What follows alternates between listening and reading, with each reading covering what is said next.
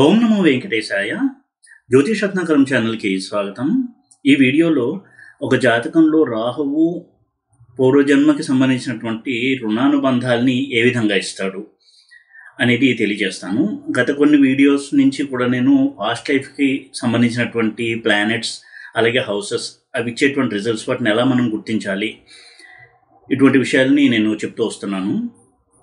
అయితే అందులో భాగంగా కొంత క్లుప్తంగా అలాగే సమగ్రంగా రాహు యొక్క పాత్ర ఏంటి పాస్ట్ లైఫ్ కనెక్షన్ విషయంలో, అంటే ఈ విషయాలు వేరే వీడియోస్లో ఆ సందర్భానికి అనుసరంగా నేను చెప్పుండొచ్చు, ఆ సందర్భానికి తగినట్టుగా అనుగుణంగా. బట్ ఇక్కడ వాటినన్నింటినీ ఒక చోటకి క్రోడీకరించి కొంత క్లుప్తంగా ఒక సమగ్రంగా విశ్లేషణ చేద్దాము రాహు గురించి అనేటువంటి ఒక ఆలోచనతో ఈ వీడియో చేస్తున్నాను. పాస్ట్ లైఫ్ కర్మ అనగానే మనకు ఫస్ట్ గుర్తు రావాల్సింది రాహు అండ్ కేతు. రాహువు మన యొక్క డిజైర్స్ని, కోరికల్ని, ఆశల్ని, వ్యామోహాల్ని వీటిని పెంచేటువంటి గ్రహము. వాటికి సంబంధించినటువంటి ఫలితాలని ఇచ్చి వాటిని ముగించేటువంటి గ్రహం కేతువు. ఈ విధంగా రాహుకేతువులను మనం అర్థం చేసుకోవాల్సి ఉంటుంది. ప్రస్తుతం ఉన్నటువంటి సమాజంలో రాహు ప్రభావం ఉన్నటువంటి వ్యక్తులు అలాగే వృత్తులు కావచ్చు, సమాజం కావచ్చు లేదనే చెప్పాలి. ఎందుకంటే కలియుగాన్ని రూల్ చేస్తున్న ప్లానెట్ రాహు. మనకి తెలిసినా తెలియకపోయినా, మనం గుర్తించినా గుర్తించకపోయినా రాహు ప్రభావం ప్రతి విషయంలోని ఉంది. ఈ విషయం నేను ఆయా వీడియోలోనే చెప్తూ వచ్చాను. అయితే ఇక్కడ కొంత పాస్ట్ లైఫ్ రిలేషన్తో కూడా నేను కనెక్ట్ చేసి చెప్పే ప్రయత్నం చేస్తాను. ముఖ్యంగా ఈ రోజుల్లో చూడండి, టెక్నాలజీ వరల్డ్ ఇది. టెక్నాలజికల్ అడ్వాన్స్మెంట్ ఎక్కువగా ఉంది. ఒక రెవల్యూషన్ చూస్తున్నాం టెక్నాలజీలో. అంటే ఒక 50 సంవత్సరాల ముందు ఎవరు ఊహించుండరు స్మార్ట్ ఫోన్ అనేది ఉంటుంది, దాంట్లో మొత్తం ప్రపంచం అంతా ఉంటుంది అని. అటువంటి ఒక డిజిటల్ వరల్డ్లో ఉన్నాం మనం. రాహు అంటేనే advancement, technical advancement, advanced technology, latest technology, brands, ఎప్పుడు కూడా వినూత్నంగా ఉండాలి అని ఆలోచించే గ్రహం రాహువు. అదేవిధంగా ఇప్పుడు ఎక్కువగా ఫారిన్ ల్యాండ్స్కి వెళ్ళడము, ఫారిన్ ల్యాండ్లో పనిచేయడము, అక్కడ సెటిల్ అవ్వడము, అక్కడ సిటిజన్షిప్ మార్చుకుని ఉండడము, అంటే ఇండియాలో పుట్టినా కానీ ఫారిన్ కంట్రీకి వెళ్ళి అక్కడ సిటిజన్షిప్ తీసుకోవడము, అక్కడే చనిపోవడము, ఇవన్నీ కూడా ఇస్తున్నాడు రాహువు. ఇలాంటి చాలా కీలకమైన విషయాలని ప్రభావితం చేసే గ్రహం రాహువు. అలాగే వివాహాల విషయంలో కూడా ఇప్పుడు సంప్రదాయానికి విరుద్ధంగా కొంత రేషనల్ థింకింగ్తో, వాస్తవ దృక్పథంతో ఆలోచిస్తూ వివాహాలు చేసుకుంటున్నటువంటి యువతను కూడా చూస్తున్నాము. అయితే తల్లిదండ్రులకి అది కొంత కష్టంగా అనిపిస్తూ ఉంది. ఎందుకంటే అంతవరకు ఒక సంప్రదాయానికి అలవాటు పడినటువంటి తరము సడన్గా ఈ తరంలో పిల్లలు సంప్రదాయానికి విరుద్ధంగా మ్యారేజ్ చేసుకోవడం అంటే వాళ్ళు ఊహకందనటువంటి విషయాలు తల్లిదండ్రులకి. దాన్ని ఎలా హ్యాండిల్ చేయాలి, ఎలా దాన్ని మనము యాక్సెప్ట్ చేయాలి అనేది కూడా తెలియని డైలమాలో ఉంటున్నారు. రాహు ప్రభావము ఇంత సూక్ష్మంగా ప్రతి అంశం మీద ఉంటుంది ప్రస్తుతం ఉన్నటువంటి సమాజంలో. అందుకే అటువంటి రంగాల్లో రాహు యొక్క పాత్రను మనం స్పష్టంగా గమనిస్తున్నాం కూడా. రాహు అంటేనే పాస్ట్ లైఫ్ కర్మల్ని అనుభవింపచేసేటువంటి గ్రహము. అలాగే పాస్ట్ లైఫ్లో వాళ్ళకి ఏ వాసనలు ఉన్నాయో, అభిరుచులు ఉన్నాయో, ఇష్టాయిష్టాలు ఉన్నాయో, ఏ బంధాలు ఉన్నాయో వాటిని కంటిన్యూ చేస్తూ ఫలితాలను ఇచ్చే గ్రహం రాహువు. రాహువు డిఎన్ఏని రిప్రజెంట్ చేస్తాడు. చూడండి, రాహుకేతులకి కాలసర్పము అని పేరు. డిఎన్ఏ కూడా రిప్రజెంట్ చేసేటప్పుడు మెడికల్ టర్మినాలజీలో డిఎన్ఏని ఒక సర్పరూపంలో రిప్రజెంట్ చేస్తాము. ఇక్కడ అర్థం చేసుకోవాల్సింది, రాహుకేతువులు ఆ వ్యక్తి యొక్క, ఆ జీవుడి యొక్క ప్రయాణాన్ని నిర్దేశించేటువంటి గ్రహాలు. వారి యొక్క ఆధ్యాత్మిక జీవితం ఎలా ఉంది, భౌతిక వాసనలు ఎలా ఉన్నాయి, ఇష్టాయిష్టాలు ఎలా ఉన్నాయి, మంచి చెడులు ఎలా ఉన్నాయి, వాటిని ఎప్పటికప్పుడు గుర్తిస్తూ వాటికి తగిన ఫలితాలు ఇస్తూ ఆ ఫలితాలను ఇచ్చి సమాప్తం చేస్తూ వెళ్ళేటువంటి గ్రహాలు రాహువు, కేతువు.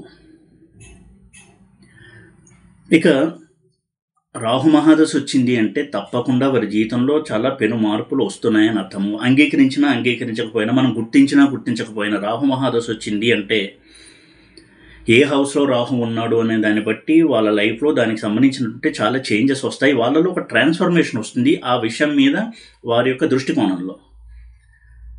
లగ్నంలో ఉన్న రాహు, 9th ఉన్నటువంటి రాహు, 5th ఉన్న రాహు, ఏ హౌస్లో రాహు ఉంటాడో దానికి సంబంధించినటువంటి విషయాలు వారి యొక్క దృష్టికోణం మారుతుంది, దృక్పథం మారుతుంది. వారిలో విప్లవాత్మకమైనటువంటి మార్పులు వస్తాయి. ఆలోచింప చేస్తాడు రాహు తన యొక్క మహాదశలో. అది కష్టాల రూపంలో కావచ్చు, ఓటమి రూపంలో కావచ్చు, నిరాశ నిస్పృహల రూపంలో కావచ్చు, డిప్రెషన్ రూపంలో కావచ్చు, ఫ్రస్ట్రేషన్ రూపంలో కావచ్చు, సక్సెస్ రూపంలో కావచ్చు, ఫెయిల్యూర్ రూపంలో కావచ్చు. తనకి చూపిస్తాడు, ఒక అద్దంలాగా తనకి చూపిస్తాడు రాహువు. అయితే తనలో ఉన్నటువంటి లోటుపాట్లు కావచ్చు, నెగిటివ్ క్వాలిటీస్ని సరిదిద్దుకునే బాధ్యత మాత్రం ఆ జీవుడి మీదే ఉంటుంది. ఒక శని మాత్రమే దీనికి ఎక్సెప్షన్. శని మహాదశలో కష్టాలు ఇచ్చి మార్చే వరకు, ఆ జీవుడు తన తప్పు తెలుసుకుని మారే వరకు కూడా కష్టాలు ఇస్తూనే ఉంటాడు శని. కానీ రాహు ఆ బాధ్యత ఎప్పుడు తీసుకోడు. తన గురించి తనకు ఒక రిఫ్లెక్షన్ని చూపిస్తాడు. అద్దంలో తన ప్రతిబింబాన్ని ఎలా చూసుకుంటామో అలాగే తనను తాను చూసుకునేలా చేస్తాడు రాహు. తన లోపాలు ఏంటి, తనలో ఉన్నటువంటి నెగిటివ్ క్వాలిటీస్ ఏంటి, పాజిటివ్ క్వాలిటీస్ ఏంటి, ఏ విషయంలో అజాగ్రత్తగా ఉన్నాను, ఎక్కడ పొరపాట్లు చేస్తున్నాను, ఇవన్నీ కూడా చూపిస్తాడు మనకి రాహువు. అయితే దాన్ని అర్థం చేసుకుని తనను మార్చుకోవాలి అనేది రాహు ఉద్దేశము. అది గమనించి తన వ్యక్తిత్వంలో, తన యొక్క ఆలోచన ధోరణిలో, తన ప్రవర్తనలో వీటిలో మార్పు తెచ్చుకున్నట్టయితే రాహు చాలా మంచి ఫలితాలు ఇస్తాడు. ఎందుకంటే రాహు యొక్క ఉద్దేశం కూడా అదే. ఇది ప్రధాన ఉద్దేశంగా తీసుకోవాలి తప్ప రాహు మహాదశ రాగానే కాళహస్తికి వెళ్ళి రాహుకేతు పూజ చేయించామండి, లేకపోతే ఇంకో జపం చేయించాము, ఇది సెకండరీ. అసలు జ్యోతిషాన్ని ఎప్పుడు కూడా రెమెడీస్ పర్స్పెక్టివ్తో చూడడం అనేది చాలా అది పొరపాటు, అది ప్రమాదం కూడా. అన్నిటికంటే పెద్ద రెమెడీ తనను తాను తెలుసుకుని చక్కదిద్దుకోవడం. అది కనుక చేసినట్టయితే ఏ ప్లానెట్ అయినా సరే పాజిటివ్గా ఉంటుంది. అయితే ఒక్కొక్క ప్లానెట్ ఒక్కో రకమైనటువంటి కష్టం ఇస్తుంది కాబట్టి దాని వెనకాల ఆంతర్యం ఏంటి అని గుర్తించి సరి చేసుకున్నప్పుడు తప్పకుండా ఆ ప్లానెట్స్ కూడా పాజిటివ్గా ఉంటాయి. వాళ్ళు వెళ్ళేటువంటి దారి ఎప్పుడైతే సరైనది ఉంటుందో ఆటోమేటిక్గా అన్నీ కూడా తనకి సానుకూలంగా ఉంటాయి. దృష్టికోణం, దృక్పథం ఎప్పుడైతే మారుతుందో, పాజిటివ్ అవుట్లుక్ అంటాం ఇప్పుడు ఈ రోజుల్లో, పాజిటివ్ థింకింగ్, ఇది ఎప్పుడైతే వస్తుందో లైఫ్ని సరైన పర్స్పెక్టివ్తో, దృష్టికోణంతో చూడడం అనేది అలవాటు అవుతుందో ఏ ప్లానెట్ అయినా సరే మనకి మంచి రిజల్ట్సే ఇస్తాయి. ఇక రాహువు ముఖ్యంగా కొన్ని స్థానాల్లో జీవితంలో చాలా పెద్ద పెద్ద మార్పులు తీసుకొస్తాడు. పెను మార్పులు అంటాను చూడ, అవి తీసుకొస్తాడు. రాహు యొక్క నేచర్ చూడండి. రాహు మ్లేచ్ఛ గ్రహము, విదేశీ సంస్కృతిని ఇష్టపడే గ్రహము, తన సంస్కృతికి పరాయిదైనటువంటి సంస్కృతి, తన దేశానికి పరాయిదైనటువంటి దేశము, విభిన్నమైనటువంటి కల్చర్, విభిన్నమైనటువంటి అలవాట్లు, వీటిని సూచించేటువంటి గ్రహం రాహువు. అందులోనూ మ్లేచ్ఛ పదానికి అర్థము వైదిక సంస్కృతికి విరుద్ధంగా ఉండేటువంటి సంస్కృతికి మ్లేచ్ఛ సంస్కృతి అని పేరు. ఇది డెఫినేషన్. అయితే ఇక్కడ అందరం ఒప్పుకు తీరాలి, భారతదేశ పౌరులుగా, హిందూ ధర్మంలో పుట్టినవారుగా, హిందూ ధర్మం ఏదైతే ఉందో వైదిక ధర్మము అది కంప్లీట్ ధర్మం. అది అంటే ఒక జీవుడి ప్రయాణాన్ని కూడా కంట్రోల్ చేసి ఎలాగ ప్రయాణం చేయాలని చెప్పేటువంటి సూక్ష్మమైన విషయాలను అందించిన శాస్త్రము వైదిక ధర్మశాస్త్రం. వేరే ఎన్ని మతాలున్నా ఆ మతాలని కించపరచాలనే ఉద్దేశం లేకపోయినప్పటికీ కూడా వైదిక సంస్కృతి అంత గొప్పది, అది కంప్లీట్. అందుకే వైదిక్ జ్యోతిష్, వేదిక్ ఆస్ట్రాలజీ ఏదైతే ఉందో అది complete astrology. Like Parashara, Jaimini, ఇవన్నీ కూడా వేదిక ఆస్ట్రాలజీ సైన్సెస్. ఇవి మిగతా ఆస్ట్రాలజీస్ ఉన్నాయి, వాటిని నేను కించపరచాను, కానీ అవి ఏవైనా సరే పరాశరి ఆస్ట్రాలజీ తర్వాతే. ఇక రాహువు భ్రమల్ని కలిగించేటువంటి ప్లానెట్, ఇల్యూషన్స్, తన గురించి తాను ఎక్కువగా ఊహించుకునేలా చేసే గ్రహం రాహువు. దానివల్ల సత్ఫలితాలు ఉంటాయా, దుష్ఫలితాలు ఉంటాయా అనేది సెకండరీ. ఉదాహరణకి మార్కెటింగ్ పర్సన్స్కి కావాల్సింది తనని తాను ప్రొజెక్ట్ చేసుకోవడం, చిన్న విషయాన్ని కూడా పెద్దదిగా చేసి చూపించడం, యాంప్లిఫై చేయడం, ఇలా చేసే గ్రహం రాహువు. అలాగే ఎండమావుల వెంట పరిగెట్టడం, ఇలా చేసే గ్రహం రాహువు. ఏదో సుఖం ఉంది, ఫలానా విషయంలో ఏదో సుఖం ఉంది అని దాని వెనుక పరిగెట్టేలా చేసే గ్రహం రాహువు. భ్రమంలో బతికేలా చేసే గ్రహం రాహువు. చూడండి, వాటికి సంబంధించిన వృత్తులన్నీ కూడా ఇప్పుడు చాలా పాపులర్. ఉదాహరణకి యాక్టింగ్ స్కిల్స్ ఇస్తాడు రాహువు. మూవీస్లో షైన్ అయ్యేలాగా మూవీ స్టార్గా చేస్తాడు రాహువు. ఎందుకంటే మూవీ అంటేనే అదొక కాల్పనిక ప్రపంచం. అది ఇల్యూషన్కి సంబంధించినటువంటి ప్రపంచం. ఒక 3 గంటలు సినిమా చూస్తున్నాము అంటే మనందరికీ తెలుసు అదేది వాస్తవం కాదు. ఒక హీరో కొట్టగానే 10 మంది కింద పడిపోతారు. అది 10 మంది హీరోని కొట్టినా కానీ వాడికి ఏమవ్వదు, అలా దులుపుకుని వెళ్ళిపోతాడు. ఇదంతా సినిమా అని తెలుసు, ఇదంతా నాటకం అని తెలుసు, అయినా కానీ దాంట్లో మునిగిపోయి దాన్ని ఆనందింప చేసేలా చేస్తాడు రాహువు. అటువంటి వృత్తిని ఎంచుకుంటారు రాహు బలంగా ఉన్నట్టయితే. అందుకే ఎవరికి యాక్టింగ్ స్కిల్స్ బాగుంటాయి.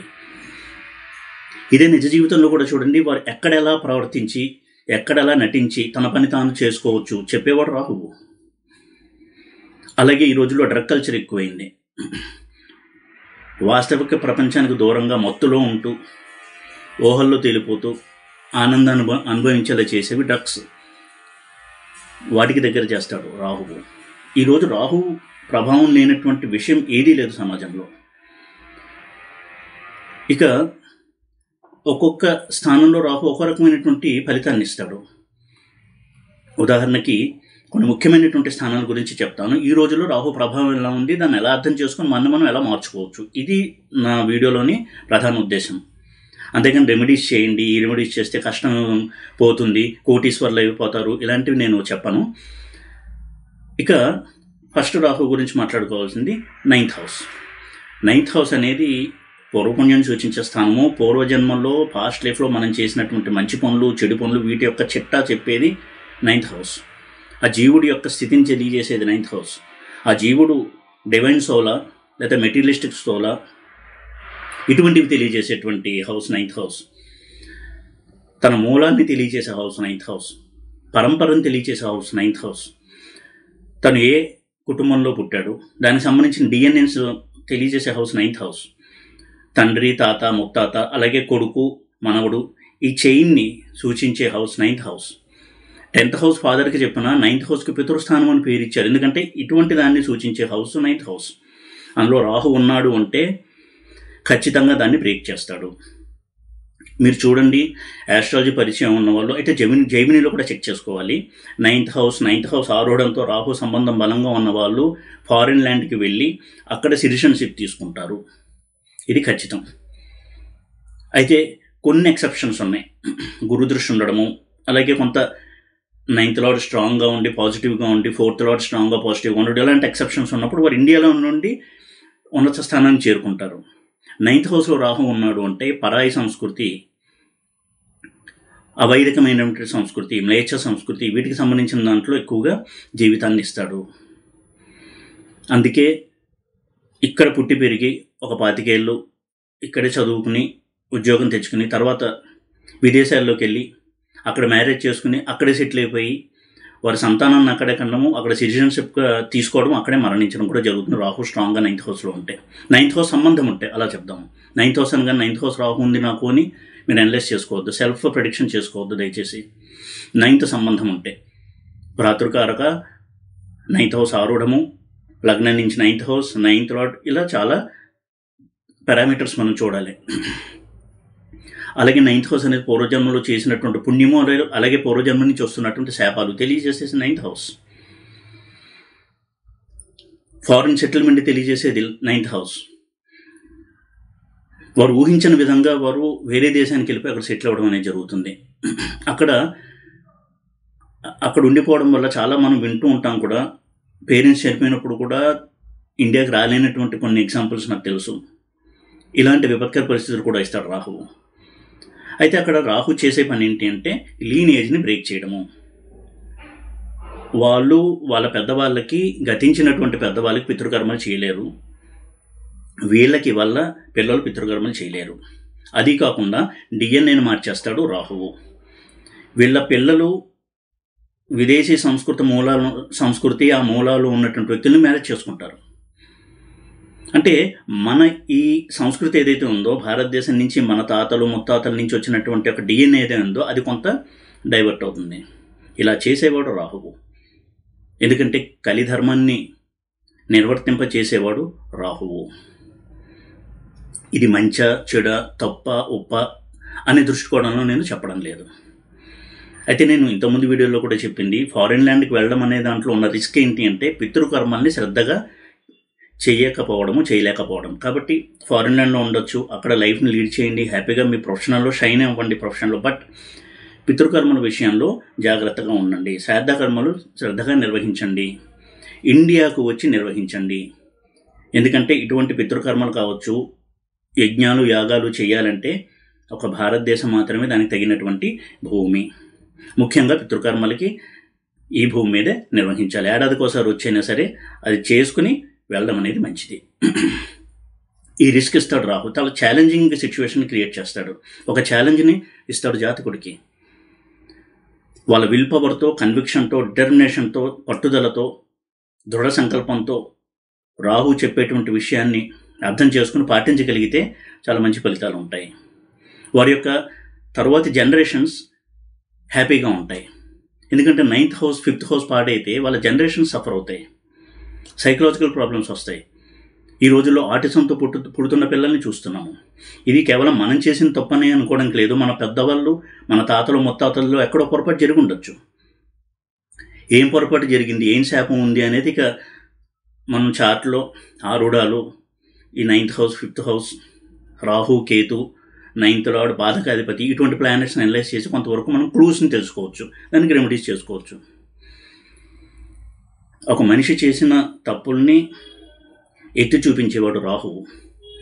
విజ్ఞతతో దాన్ని అర్థం చేసుకుని తనను తాను మార్చుకుని తన లైఫ్ స్టైల్ని చేంజ్ చేసుకోగలిగితే చాలా హ్యాపీగా ఉంటుంది రాహు మహాదశ జాతకుడికి. ఈ 9th హౌస్ అనేది ఒక ఎగ్జాంపుల్గా నేను చెప్తున్నాను. ఎందుకంటే ఈ రోజుల్లో ఎక్కువగా సఫర్ అవుతున్నది 9th హౌస్లో రాహు ఉండడం వలన.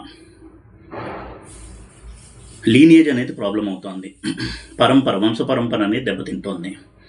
అలాగే 9th హౌస్ తర్వాత అంత ముఖ్యమైనటువంటి హౌస్ లగ్నంలో రాహు ఉన్నారు అంటే వారి యొక్క ఆలోచన ధోరణులు ఎప్పుడు కూడా మార్పు అవసరము. రాహు మహాదశ వచ్చినప్పుడు ఎక్కువగా ఊహించుకుంటారు. తన గురించి తాను నేల విడిచి సాము చేయడము. ముఖ్యంగా బిజినెస్లో కనుక ఉన్నట్టయితే హెవీ బిజినెస్ ఇన్వెస్ట్మెంట్ చేసి దెబ్బతిండము, ఇలాంటివి ఇచ్చే ప్రమాదం ఉంది. లగ్నంలో ఉన్న రాహువు కనుక నెగిటివ్గా ఉంటే, కుజుడింట్లో రాహువు, వక్రించిన కుజుడితో రాహువు ఇలా ఉన్నాడు అంటే కొంత జాగ్రత్త అవసరము. వారి యొక్క ఆలోచనల మీద రాహు ప్రభావం ఉంటుంది. ఎక్కువగా ఊహించుకోవడం, తన గురించి తను చాలా హైగా ఊహించుకోవడం, దానివల్ల పొరపాట్లు చేయడం, ఇలాంటి మెంటాలిటీ ఇస్తాడు రాహు. ఇక 5th హౌస్లో ఉన్న రాహు ఈ రోజుల్లో చాలా కామన్గా చూస్తున్న problem love affairs, love failures, love marriages, అవి కూడా inter caste, inter religion, unconventional marriages. తల్లిదండ్రులకి ఇష్టం లేకపోయినా సర్దుకుపోతూ యాక్సెప్ట్ చేయాల్సిన పరిస్థితి కల్పిస్తున్నాడు రాహు. అయితే లవ్ మ్యారేజ్ సక్సెస్ అవుతుందా, ఫెయిల్ అవుతుందా అనేది ఇంతకుముందు వీడియోలో నేను చెప్పిన డీటెయిల్గా అదే టాపిక్గా. ఇక్కడ రాహు ఇచ్చేది ఈ విధంగా మళ్ళీ DNA మీద ఇన్ఫ్లుయెన్స్ చూపిస్తాడు.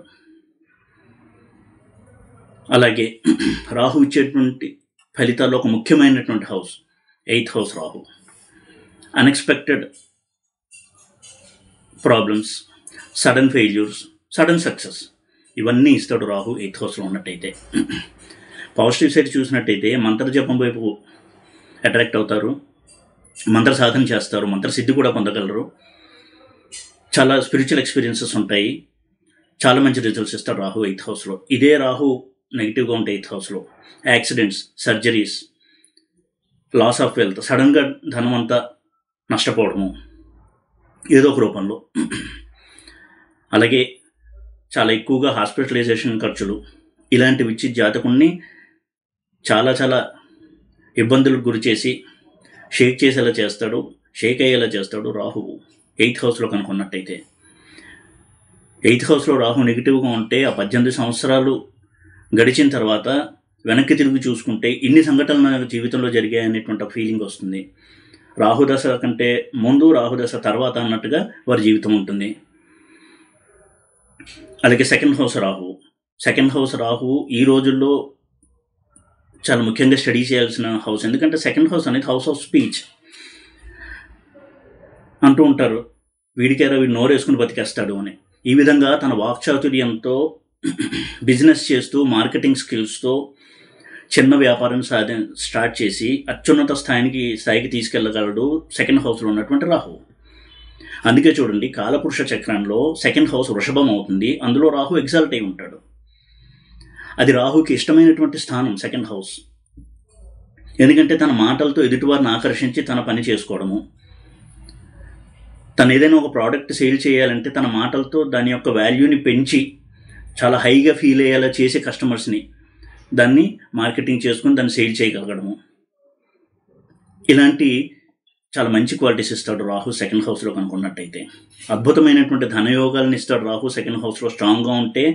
ఓవర్ నైట్ చాలా సడన్గా కుబేరులు అయ్యేటువంటి యోగాలను కూడా ఇస్తాడు. అటువంటి కాంబినేషన్స్ ఉంటాయి. ప్రతి వాళ్ళు కూడా సెకండ్ హౌస్లో రాహు ఉన్నాడు కాబట్టి నాకు అలా ఉంటుంది అని అనుకోవద్దు. అటువంటి రిజల్ట్స్ ఇవ్వకూడదు ఆ కాంబినేషన్స్లో ఉంటాయి second house Rahu. At the same time అదే టైంలో అదే సమయంలో రాహు పాడినట్టయితే తన మాటల వల్ల కొట్లాటలు, తన మాటల వలన రిలేషన్స్ దెబ్బతిండము, ఫినాన్షియల్ లాసెస్, సడన్ లాసెస్, ఇలాంటివన్నీ ఇస్తాడు రాహు.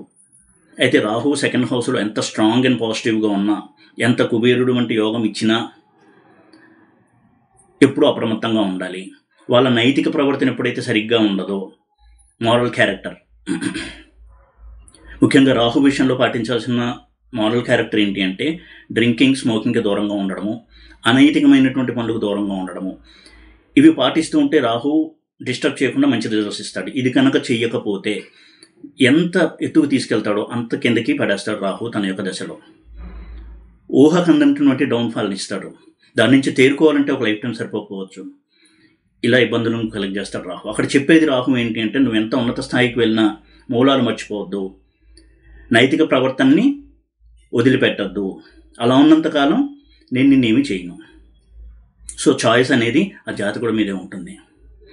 ఎందుకంటే సెకండ్ హౌస్ అనేది ఫైనాన్స్, స్పీచ్, ఫ్యామిలీ, వీటికి సంబంధించిన స్థానం. రాహు సెకండ్ హౌస్లో బాగాలేకపోతే ఫ్యామిలీ ప్రాబ్లమ్స్, ఆస్తి తగాదాలు, ఇవన్నీ ఎక్కువగా ఉంటాయి. దుర్భాషలు ఆడుకోవడం, అయిన వాళ్ళే అందరూ వినేలాగా కొట్టుకుంటూ ఉంటారు. ఏంటి వీళ్ళు ఇంత కామ్గా ఉండేటువంటి ఫ్యామిలీ ఇంతలా కొట్టుకుంటున్నారు అనుకుంటాను. సెకండ్ హౌస్లో ఉన్నటువంటి రాహు పాడైతే ఇటువంటి కొట్లాట్లు ఇస్తాడు. ఎప్పుడూ ఆస్తి తగాదాలు, అన్నదమ్ముల మధ్య ఆస్తి తగాదాలు, ఇటువంటి ఎన్వైర్న్మెంట్ ఉంటుంది. అలాగే 12th హౌస్లో ఉన్న రాహు కూడా ఎడిక్షన్స్కి దగ్గర చేస్తాడు, ఫారిన్ సెటిల్మెంట్కి హెల్ప్ చేస్తాడు. ఇలా ప్లస్ మైనస్ రెండు ఇస్తాడు రాహు 12th హౌస్లో. ఈ విధంగా రాహు ఇచ్చేటువంటి ఫలితాలని మనం ఎన్నైనా చెప్పొచ్చు. అయితే రాహు దశ నడుస్తున్నప్పుడు గుర్తించవలసింది ఇది తన పాస్ట్ లైఫ్ కర్మకు సంబంధించినటువంటి ఫలితాలు కాబట్టి కష్టమైన సుఖమైనా సరే నైతిక విలువలకి కట్టుబడి ఉన్నంతకాలము రాహు ఎక్కువగా ట్రబుల్ చేయడు అనేటువంటి సత్యాన్ని మనం గ్రహించినప్పుడు రాహు మహాదశ చాలా మటుకు పాజిటివ్గా ఉండడానికి అవకాశం ఎక్కువగా ఉంటుంది. ఈ వీడియో కనుక మీకు నచ్చినట్టయితే లైక్ చేసి, షేర్ చేసి, సబ్స్క్రైబ్ చేయండి. ఓం నమో వెంకటేశాయ.